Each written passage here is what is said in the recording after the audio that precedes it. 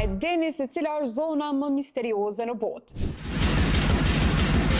Ky vend është një nga vendet më sekrete në botë. E tash po ju tregoj historinë e zonës. Thuhet se më 19 maj të vitit 1953 në orën 5:05 të mëngjesit, një objekt fluturues me formë disk ka rënë nga qielli në drejtim të Las Vegas, duke u zhdukur në male. E veç pas 2 ditësh, qeveria amerikane i ka mbledh disa shkencëtar në sekret e plot për me analizu objektin fluturues. Shkencëtarët e kanë dërguar objektin së bashku me alienët në Groom Lake, ku është edhe vendi ku ndodhet sot baza e famshme Area 51 në Nevada. J-Rod ka qenë identiteti i njërit prej alienëve që kishte punuar në Area 51. J-Rod ka pasur mision të ndihmojë në teknologjinë toksore dhe ky alien ka qenë një nga të mbijetuarit e objektit që u rrëzu në tokë. Bill Oas ka qenë një pilot që ka punuar për forcat ajrore të Shteteve të Bashkuara të Amerikës dhe ka qenë i asociuar në zonën misterioze. Ai ka pasur kontakt direkt me alienin J-Rod. Ashtu ka thënë se ai mund të fliste si një njeri, por zërin e kishte pak si papagall. Njerëzit besojnë se qeveria i ka ruajtur mbetjet e alienëve dhe anijeve jashtëtoksore në ato zonë. Area 51 është mbyllur për publikun gjithandej. Ka patrulla, kamera dhe mbikëqyrje që bëjnë të pamundur hyrjen e paleqshme. Madje shumë njerëz e kanë quajtur zonën më misterioze në botë dhe më të sigurt. Nga kjo histori, njerëzit kanë formuar bindjen për zonën Area 51. Qeveria amerikane ka thënë se baza përdoret për zhvillimin e avioneve eksperimental si RS-71 Blackbird